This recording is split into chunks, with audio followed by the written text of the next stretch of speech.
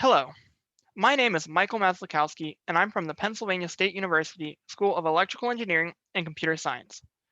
I'm here today to present the characterization and assembly of an efficient, cost-effective, focused ultrasound transducer. So first, I'd like to start off by covering some objectives for this presentation. Let's start off with what is focused ultrasound? Focused ultrasound is the use of concentrating ultrasonic waves to a focal point yielding higher spatial pressure outputs without impact to the area out of focus for the target. In this presentation, I will be discussing the development of in-house built ultrasonic transducers along with characterizing their performance through passive and active testing. Finally, I would like to touch on some best practices and takeaways should you find yourself constructing ultrasound transducers in the future. Now, I would like to cover the significance of this work. Professionally manufactured focused ultrasound transducers are very expensive, costing within the thousands of dollars per unit. Medical applications like neuromodulation, blood-brain barrier disruption, or ultrasonic cavitation and ablation rely on an active transmission of mechanical energy to achieve their desired effect. These projects often require arrays consisting of many individual transducers to a point that it can become unreasonably expensive. In-house transducers built around a piezoelectric core can cost as little as $50 to $100 per unit. It is important to note that the same quality and production might not be obtainable as those from a professional contractor. Although this is important to consider, it is often not necessary for foundational experiments. Additionally, using several homemade transducers focused to the same point can get your pressure yield up to that of a professional grade at still a much smaller cost. And now I'd like to focus on the first part of the fabrication process, and that is choosing a piezoelectric core. There are four key factors to consider, and I would like to elaborate what goes into the process for choosing each of them. So first, there is the physical dimensions. Your radius of curvature for the focused ultrasound element determines how far away the element can be from a target. We chose 30 millimeters for our experiments that are intended to be completed with neuromodulation on small mammals. The diameter is also important to consider as it plays a role in your max power yield and especially how many transducers you can place into a given array. The next factor to consider is the core. As this was for developing fabrication processes, we chose a modified variant of piezoelectric lead zirconium titrate 4 due to its inexpensiveness. However, for slightly higher costs, other lead zirconium titrate variants, gas matrix piezoelectrics, and piezoelectric composite ceramics can be considered. The last technical factor is the frequency. We chose 2 MHz as it will provide a sufficient resolution and acceptable rate of loss for mechanical transmission. The details that go into choosing a frequency are a little bit too technical and fall out of scope for this presentation.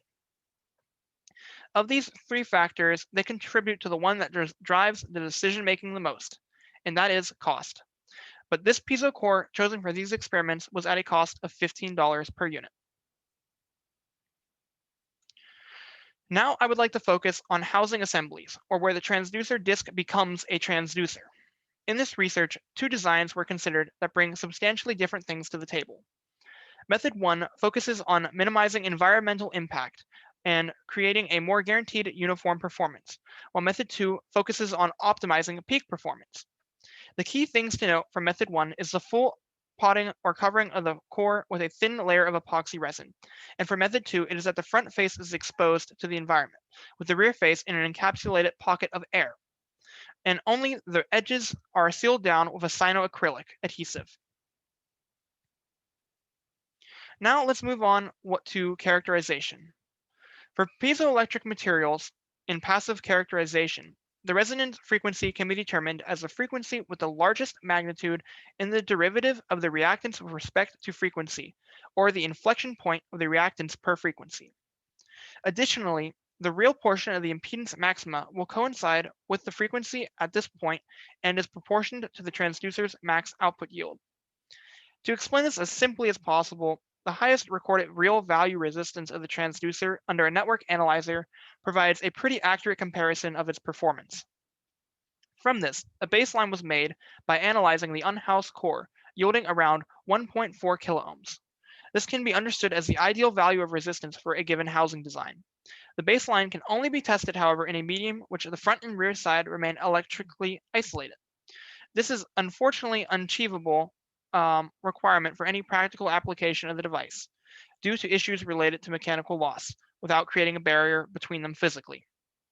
Water or another liquid-like material is required across the entire field of propagation for the transducer to remain effective.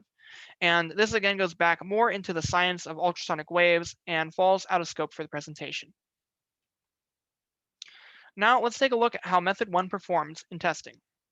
Focusing on the positives, you'll notice that there's a little change in resistance between water and air. However, unfortunately, there is quite a substantial reduction in the observed resistance. Now, if we compare that to method 2, you can outright see that there is only a 20% drop in the performance compared against the baseline in air. Unfortunately, however, there is quite a significant alteration between the resistance in varying mediums.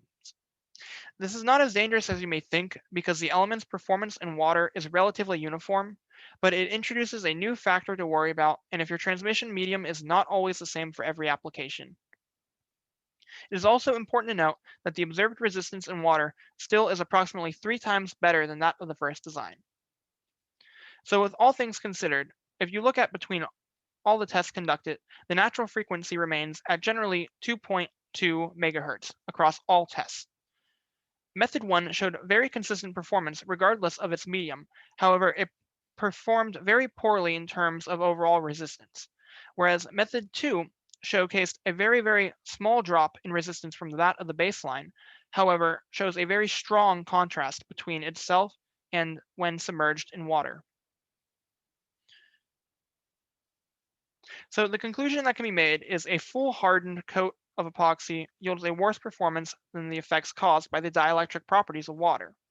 However, method 2 introduces a problem of unpredictability, and likewise, in an in-water test, the in-water test is much worse than that of the baseline. So it shows that there's still plenty of room for improvement. Now I'd like to take a look at active characterization. These experiments provide a focal zone pressure map that is more relatable to the transducer's intended use, which I would like to quickly touch on. Focus ultrasound has 3 major forms: HIFU, or high-intensity focus ultrasound, for use with cavitation and ablation; MIFU, or middle-intensity focus ultrasound, with use for microbubble generation and blood-brain barrier disruption; and LIFU, or our intended purpose, which is low-intensity focus ultrasound, or for the use of neuromodulation. And this test conducted here fell within the LIFU spectrum. So what we did here was send a 5-volt peak-to-peak signal across the transducer element at the natural frequency, pulsating for 50 cycles every 100 hertz. A proportional yield would be expected to comply with this output for higher power intensities. This data shows us that 200 kilopascals as the peak pressure yield. We also were able to achieve this sharp gradient of pressure. This is critical to ensure that only the target within a tight resolution will experience the effects of the pressure. As you can see from this map, the peak yield falls within a resolution of 0.5 millimeters lateral, with each neighboring node showing only halved reduction in power. Likewise, a full zone map of method 1 was not completed due to peak pressures around 80 to 100 kilopascals, showing no significant gradient. You now may be wondering where a professionally made transducer would stand in this test. This is unfortunately difficult to accurately compare unless the piezo cores are dimensionally similar. To help give a little bit of contextual understanding, it would be expected that a professionally manufactured transducer would perform about 10 times better in this test. However, there are a lot of factors at play that are out of scope for this discussion. The biggest takeaway I can give you is that if you want purely the biggest pressure yield per dollar, a homemade array is a good choice. Speaking of takeaways, to wrap things up, should you find yourself wanting to fabricate in-house focused ultrasound transducers, there are 3 key factors to consider. How we plan to address these in future development are: if less physical contact is desired, we want to reduce the contact to only connection points and avoid extra potting if at all possible.